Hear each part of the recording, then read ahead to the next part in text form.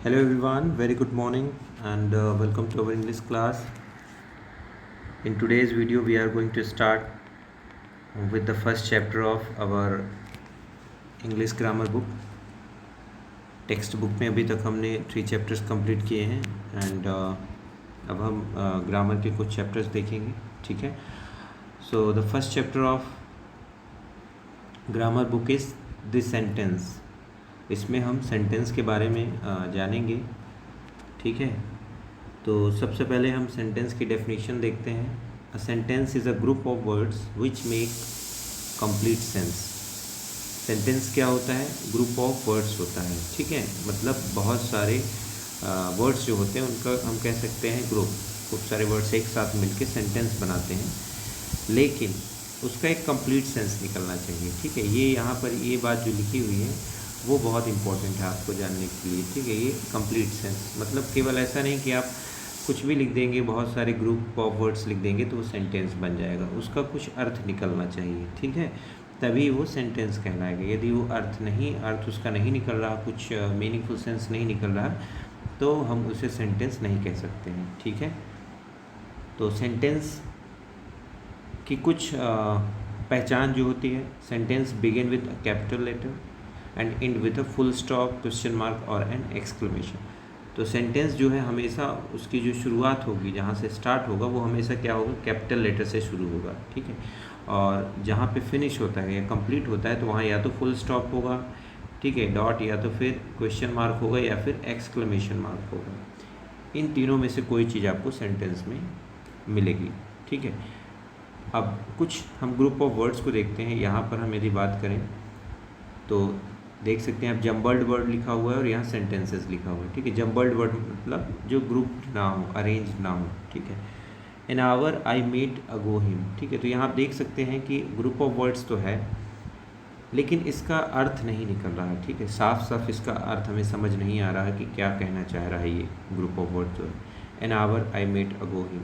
Second हम देखते हैं इसमें, visited we England we class. Again ये अगेन ग्रुप ऑफ वर्ड है, लेकिन फिर भी इसका अर्थ हमें क्लियर नहीं हो रहा क्या लिखा हुआ। टेल्स लॉन्ग हैव आपेज टू, ये भी हमें समझ नहीं आ रहा, ठीक है। Bird a flies sky in the, again ये भी नहीं समझ में आ रहा हमें क्लियर कि क्या कहना चाह रहा है सेंटेंस, इसका अर्थ क्या है, ठीक है। तो हमें देख सकते हैं कि ये सारे ग्रुप ऑफ वर्ड्स हैं, लेकिन इनका क्या है? कंप्लीट सेंस, ठीक है, समझने लायक जो अर्थ है वो हमें नहीं मिल रहा है, इसीलिए ये सेंटेंस नहीं कहे जाएंगे, ठीक है। अब हम इन्हीं को यदि अरेंज कर दें, आप देखेंगे यहाँ हम साइड में देख रहे हैं कि इन्हीं वर्ड्स को हम यदि अरेंज करते हैं, ठीक है, तो ये क्या बन रहा है? I met him an hour ago, मैं उससे 1 घंटे पहले मिला। तो अब इसका अर्थ स्पष्ट है, ये समझ में आ रहा है, ठीक है। तो ये जो कहलाएगा इसे हम क्या कहेंगे? सेंटेंस कहेंगे। ये ग्रुप ऑफ वर्ड्स को हम सेंटेंस कहेंगे, ठीक है। अगेन हम यहाँ देख रहे हैं लास्ट में क्वेश्चन मार्क है। इसमें देखिए यहाँ कुछ भी नहीं था, नो क्वेश्चन मार्क, ठीक है, सॉरी मैंने क्वेश्चन मार्क बोल दिया, फुल स्टॉप है, ठीक है। और यहाँ पर ना तो फुल स्टॉप था ना क्वेश्चन मार्क, ठीक है। तो ये भी एक पहचान है। सेकेंड देखते हैं हम, we visited England last week. ये इसको हमने अरेंज किया तो ये क्या बन गया? We visited England last week, last में फुल स्टॉप। अगेन जो थर्ड था हमारा, do apes have long tails, यहाँ पर क्वेश्चन मार्क नहीं था, यहाँ पर क्वेश्चन मार्क लगा हुआ है, ठीक है। Again a bird flies in the sky, how hot it is today, ठीक है। तो ये सारे अब क्या बन गए? इसको जब हमने सही ऑर्डर में अरेंज किया तो ये सेंटेंस बन गए, राइट। तो सेंटेंस हमने देखा, सेंटेंस क्या है? ग्रुप ऑफ वर्ड्स हैं जिनका जो है अर्थ स्पष्ट हो हमें, ठीक। आगे बढ़ते हैं। तो आगे कुछ एग्जाम्पल हैं। अब हम इसके बाद फ्रेज देख रहे हैं, ठीक है। सेंटेंस के बाद phrase. A phrase does not make complete sense. Phrase में क्या होता है? ग्रुप ऑफ वर्ड्स तो होते हैं बट उसका अर्थ जो है वो स्पष्ट नहीं होता है, ठीक है, मतलब कंप्लीट सेंस उसका नहीं निकलता है। जैसे देखें, वो अपने आप में कंप्लीट नहीं होते, ठीक है। अर्थ हमें समझ में आता है बट वो पूरा एक कंप्लीट अर्थ नहीं देते, हमें स्पष्ट नहीं होता कि एक्चुअली में क्या है। कुछ एग्जांपल देखते हैं तो ज़्यादा बेटर क्लियर होगा आपको। जैसे ऑल ऑफ सडन, मतलब एकदम से अचानक, अक्रॉस द स्ट्रीट है ना, स्ट्रीट के उस पार, फ्यू डेज मतलब कुछ दिन, तो इनके अर्थ तो हैं बट ये अपने आप में कंप्लीट नहीं है, ये पूरे वाक्य नहीं है, ठीक। तो अब हम इसमें क्या करें, यदि हम कुछ चीज़ें ऐड कर दें, है ना, तो ये सेंटेंस बन जाते हैं। फ्रेज में हम कुछ ग्रुप ऑफ वर्ड्स को ऐड करें तो वो सेंटेंस बन जाते हैं। Remember, a verb adds meaning to the sentence, ठीक है। एक वर्ब जो होती है, मतलब जो क्रिया होती है, वो सेंटेंस में मीनिंग ऐड करती है, मतलब वर्ब के आ जाने से सेंटेंस जो है मीनिंगफुल बनता है। यदि वर्ब ना हो तो सेंटेंस मीनिंगफुल नहीं कहलाएगा। जैसे यहाँ पर हम देखते हैं, फर्स्ट दिया हुआ he fell down all of sudden, वो जो है अचानक से गिर गया, तो वर्ब क्या है यहाँ पर, फेल, ठीक है। यदि हम फेल हटा दें मान लीजिए थोड़ी देर के लिए, तो क्या होगा, ही डाउन ऑल ऑफ सडन, यहाँ पर ये कंप्लीट सेंसेस का नहीं निकलेगा, ठीक। तो वर्ब जो है इम्पॉर्टेंट सेंटेंस में, सेंटेंस का अर्थ वर्ब के आने के बाद ही मीनिंगफुल बनता है। सेकेंड हम देखते हैं, इसमें लिखा हुआ है they live across the street, तो यहाँ पर वर्ब क्या हमारी, लिव, ठीक है, मतलब वो कहाँ रहते हैं, across the street. We will return in a few days, return यहाँ पर वर्ब है, रिटर्न मतलब वापस आना, तो हम कुछ दिनों में वापस आ जाएंगे। तो ये हम देख रहे हैं कि फ्रेज़ हैं हमारे कौन कौन से, ये जो लिखे हुए हैं, all of sudden, across the street, few days, ये सभी क्या है, फ्रेज़ हैं। लेकिन जैसे हमने कुछ ग्रुप ऑफ वर्ड्स जिसमें वर्ब भी इंक्लूड है वो हमने ऐड किया इनमें, तो क्या बन गया, ये मीनिंगफुल हो गया, इनका कंप्लीट सेंस निकलने लगा, ठीक। इसके बाद हम देख रहे हैं इसमें सब्जेक्ट एंड प्रेडिकेट। तो सब्जेक्ट और प्रेडिकेट क्या होता है, ये सेंटेंस के 2 पार्ट्स होते हैं, ठीक है। हर सेंटेंस में सब्जेक्ट और प्रेडिकेट होता ही है, ठीक है। अब सब्जेक्ट क्या होता है, what who we speak about, किसके बारे में हम बात कर रहे हैं, या जो काम है वो कौन कर रहा है, ठीक। लाइक हम यदि इस सेंटेंस में देखें ऊपर वाले में, तो he fell down all of sudden, कौन गिरा, ही, ठीक है, किसके बारे में बात हो रही है, ही, वह, तो यहाँ पर ये क्या हो जाएगा, आपका सब्जेक्ट हो जाएगा, ठीक है। ही क्या होगा, आपका सब्जेक्ट हो जाएगा, राइट। इसी तरह सेकंड में क्या है, दे, वे, ठीक है, तो ये क्या हो जाएंगे, ये हो जाएगा आपका सब्जेक्ट, राइट। अब सब्जेक्ट के बाद ये जो पूरा पार्ट बचता है, ये आपका क्या कहलाएगा, ये कहला जाएगा प्रेडिकेट, क्या कहलाएगा, ये प्रेडिकेट, ठीक है। यही आपका सब्जेक्ट और प्रेडिकेट है, ठीक। इसमें जैसे देखिए, दे के बाद ये सारा पार्ट जो है वही प्रेडिकेट, इसमें भी सब्जेक्ट हो जाएगा और ये आपका प्रेडिकेट, ठीक। वही चीज़ यहाँ लिखी हुई, सब्जेक्ट क्या है, वो जिसके बारे में हम बात कर रहे हैं, प्रेडिकेट क्या है, what we say about him her it, उसके बारे में हम क्या कह रहे हैं, ठीक है, वो आपका प्रेडिकेट हो जाएगा। आगे देखते हैं, look at the sentences given below. अब यहाँ पर आप देखिए, यदि हम इस पूरे इन ग्रुप ऑफ वर्ड्स को जोड़ें तो द डॉग इज़ बार्किंग हो जाएगा, ठीक है। तो बार्किंग कौन कर रहा है, डॉग, सब्जेक्ट है हमारा डॉग, और बाकी जो रेस्ट पार्ट है वो आपका प्रेडिकेट में आ गया, ठीक है। इसके बाद आई हैव पास्ड, आई आपका सब्जेक्ट हो गया, हैव पास्ड प्रेडिकेट हो गया, इसी तरह से ये थर्ड फोर्थ फिफ्थ, ठीक है। We can find the subject by finding the verb and asking the question who or what. In sentence number 1, who is barking? The answer is the dog. ठीक है, हम सब्जेक्ट कैसे पता कर सकते हैं, जो हमारा प्रेडिकेट है इसमें यदि हम who लगा दें, ठीक है, या what लगा दें तो पता चल जाएगा। जैसे हम सब्जेक्ट में मान लीजिए प्रेडिकेट में, प्रेडिकेट क्या है हमारा, इज़ बार्किंग, तो यदि हम एक क्वेश्चन करें कि हु इज़ बार्किंग, ठीक है, कौन बार्क कर रहा है, हु इज़ बार्किंग, तो जो आंसर होगा हमारा वही क्या होगा, सब्जेक्ट, हु इज़ बार्किंग, कौन बार्क कर रहा है, द डॉग इज़ बार्किंग, ठीक है। तो द डॉग क्या होगा, आपका सब्जेक्ट होगा, ठीक। इस तरह से हम सब्जेक्ट का पता लगा सकते हैं। वैसे भी सब्जेक्ट देखना बहुत आसान होता है, वर्ब के पहले वो होता है, और दूसरी बात यह है कि उसी के बारे में हम बात कर रहे होते हैं, ठीक है, वो हमारे सेंटेंस का मेन पार्ट होता है, डूअर होता है, ठीक है। जो वर्ब होती है वो उसी के द्वारा की जाती है, वो एक्शन सब्जेक्ट के द्वारा ही किया जाता है। रिमेंबर में देखते हैं यहाँ पर verb like is, am, are, have, was, were etcetera will always be in the predicate column. जो वर्ब होती हैं वो हमेशा प्रेडिकेट कॉलम में है, तो वो मैंने आपको पहले बताया है कि सब्जेक्ट के अलावा जो भी चीज़ें होंगी, ठीक है, वो प्रेडिकेट में आती है। ये जैसे ही है, ये हमारा सब्जेक्ट है, बाकी जो रेस्ट पार्ट है वो प्रेडिकेट कहलाएगा। ये बात आप याद रखिए। इसके बाद काइंड्स ऑफ सेंटेंसेस, सेंटेंसेस के प्रकार, ठीक है। तो 4 काइंड ऑफ सेंटेंसेस हैं। एक है आपका असर्टिव डिक्लेरेटिव, दूसरा है इंटेरोगेटिव, तीसरा है इम्परेटिव और फोर्थ है आपका एक्सक्लेमेटरी। हालांकि आगे आप जाएंगे तो आपको एक सेंटेंस और मिलेगा, इम्परेटिव मिलेगा, ठीक है, बट यहाँ भी नहीं दिया तो उसको हम डिस्कस नहीं करते हैं। इम्परेटिव सेंटेंस भी एक होता है। खैर, तो हम 4 टाइप के सेंटेंसेस पढ़ने वाले हैं, assertive, declarative, interrogative, imperative and exclamatory, ठीक है।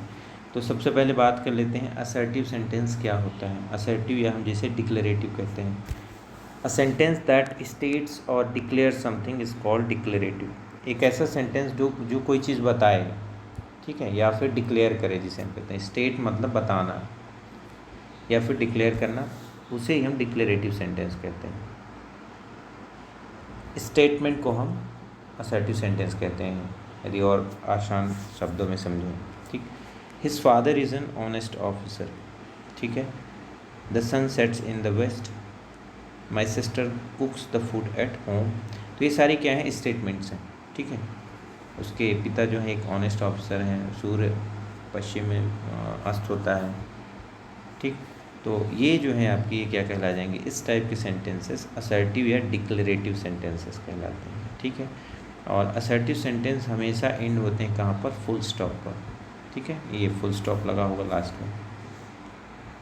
दूसरा है आपका इंटेरोगेटिव सेंटेंस। तो इंटेरोगेटिव सेंटेंस क्या होते हैं, वो सेंटेंस जिनमें क्वेश्चन हो, क्वेश्चन पूछा जाए यदि, तो वो जो सेंटेंस होते हैं वो कहलाते हैं इंटेरोगेटिव सेंटेंस, ठीक है। आप किसी से कुछ पूछ रहे हो तो वो जो सेंटेंस होगा वो इंटेरोगेटिव कहलाएगा। इंटेरोगेट करना मतलब कुछ पूछना। और इसकी पहचान क्या होती है, उसके लास्ट में आपको हमेशा क्वेश्चन मार्क मिलेगा, ठीक है। हिंदी में भी आपको सेम यही मार्क होता है, क्वेश्चन मार्क, और इंग्लिश में भी सेम मार्क होता है, ठीक है। तो जैसे पहला यहाँ पर दिया हुआ है, व्हाट इज़ योर नेम, ठीक है। व्हाट इज़ योर नेम, आपका नाम क्या है, तो यहाँ पर क्वेश्चन ही पूछा जा रहा है। वेयर डू यू लिव, तुम कहाँ रहते हो। तो ये सारे क्या हैं आपके इंटेरोगेटिव सेंटेंसेस, राइट। इंटेरोगेट मतलब क्वेश्चन करना। इसके बाद हम थर्ड बात करते हैं, इम्परेटिव सेंटेंस, ठीक है। अच्छा, इसमें इम्परेटिव दिया हुआ है, ओके। मैंने शायद वीडियो में बोल दिया था कि इम्परेटिव नहीं दिया हुआ है, ओके। इम्परेटिव है, राइट। असर्टिव है, इंटेरोगेटिव है, एक्सक्लेमेटरी है, इम्परेटिव, ओके। तो इम्परेटिव सेंटेंस हम बात करते हैं। इम्परेटिव, तो a sentence that expresses an order, a request, an advice, a forbidding is called an imperative. एक ऐसा सेंटेंस जिससे हमें ये पता चले कि या तो ऑर्डर दिया जा रहा है किसी को कुछ करने के लिए, या फिर कोई रिक्वेस्ट की जा रही है, या फिर कोई सलाह एडवाइस दी जा रही है, ठीक, कोई चीज़ मना की जा रही है, तो वो सभी सेंटेंसेस जो है आपके इम्परेटिव सेंटेंस के अंडर आते हैं। जैसे स्टैंड अप, ठीक है, आपने ऑर्डर दिया, leave at once, come here, ठीक है, ये सारे ऑर्डर हैं। तो इस टाइप के जो सेंटेंसेस हैं ये आपके इम्परेटिव सेंटेंस कहलाएंगे, ठीक है। Be quiet, shut the door. फिर इसी तरह रिक्वेस्ट में आप देख सकते हैं, give me your notebook, may I come in, please excuse me, lend me a pencil please, could you help me please. So ये सभी क्या हैं आपके इम्परेटिव सेंटेंस। एडवाइस में जैसे है आपका एक्सरसाइज डेली, ये आपको एडवाइस दी जा रही है कि हर दिन एक्सरसाइज करिए, धीरे खाइए, स्पीक पोलाइटली टू एवरीवन, सभी से अच्छे से बात करिए, विनम्रता से। Go to the doctor, doctor के पास जाओ, ठीक। फॉरबिडिंग मतलब जो चीज़ मना हो, मना करना कोई चीज़। Don't talk with your mouth full, ज़्यादा मुँह खोल के बातें मत करो। Don't eat so many chocolate, बहुत सारी चॉकलेट्स मत खाओ। तो ये सारे सेंटेंसेस जो हैं वो क्या हैं आपके इम्परेटिव सेंटेंस है, ठीक। अब इम्परेटिव सेंटेंस की एक सबसे बड़ी पहचान ये होती है कि इसमें आपका हेल्पिंग वर्ब जो है, वर्ब जो होती है वो स्टार्ट में होती है, ठीक है। वर्ब जो है आपको स्टार्ट में मिलेगी। आप सभी में देखिए जो वर्ब क्रिया जिसको आप कहते हो वो शुरू में ही मिलेगी सेंटेंस के, ठीक। Come here, shut the door, be quiet, ठीक है। ये सारे सेंटेंस में आपको वर्ब शुरू में आपको मिलेगी देखने के लिए, ठीक है। और जो रिक्वेस्ट वाले होते हैं उसमें रिक्वेस्टिंग वर्ड जैसे प्लीज़ हो गया, ठीक है, ये आपका मिलेगा, तो ये आप ध्यान रखिएगा, ठीक है। इसके बाद है एक्सक्लेमेटरी सेंटेंसेस, ठीक है, विच में आदि बोधक इनको कहते हैं। तो ऐसा सेंटेंस जिसमें क्या हो, दैट एक्सपीरियंसेस अ सडन और strong feeling is called N exclamatory, जिसमें आपको सडन फीलिंग या सडन या फिर स्ट्रॉन्ग फीलिंग महसूस करें आप, ठीक है, एकाएक। जैसे व्हाट अ वंडरफुल बुक, ठीक है, कितनी अच्छी बुक है, आप आश्चर्यचकित हो रहे हैं उस बुक को देखकर। हेल्प हेल्प, यहाँ पर क्या है, चिल्ला रहा है कोई बहुत ही स्ट्रॉन्ग इमोशंस के साथ, फीलिंग के साथ, मुझे बचाओ मुझे बचाओ, ठीक है। तो इसको आप सुनेंगे तो आप में क्या एक फीलिंग आप एक्सपीरियंस करेंगे, ठीक है, कोई भाव आपके मन में आएगा।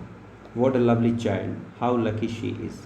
तो इस टाइप के जो सेंटेंसेस हैं ये क्या होते हैं, ये आपके एक्सक्लेमेटरी सेंटेंस होते हैं, और इनके लास्ट में हमेशा ये साइन बना होता है जिसे मार्क ऑफ एक्सक्लेमेशन बोलते हैं, ठीक है। अब इसके बाद हमें प्रैक्टिस सेशन में हम देखते हैं, ठीक। तो ये आपको मैं होमवर्क के लिए दे देता हूँ, ठीक है, ये आप खुद से करिएगा। MCQs आपको बन जाएगा, ये सभी आपको बुक में ही मिल जाएंगे। फिर इसके बाद ट्रू करेक्ट और इनकरेक्ट बताना है। Sacred cow animal the is a, क्या बताना है हमें, put a tick mark against the group of words which are sentences and cross. Okay, जो सेंटेंस हैं उसके आगे आपको सही लगाना है, नहीं है तो गलत लगाना है, ठीक। तो आप यहाँ पर देख सकते हैं इजली, पहला क्या है, sacred cow animal the is, ये नहीं है सेंटेंस, ठीक है। वाई इज़ स्माइलिंग, ये भी नहीं है। साइड व्हाट अ ब्यूटीफुल, ये भी नहीं है। The postman brought this parcel, ये है, ठीक है। तो इस तरह से आपको ये करना है। इसके बाद है आपका pick out the sentences from below by putting a tick against them. Sentence जो है उसके आगे आपको सही का निशान लगाना है, राइट टिक करना है। All that glitters is not gold, ठीक है, ये भी सही है आपका। इसके बाद है आपका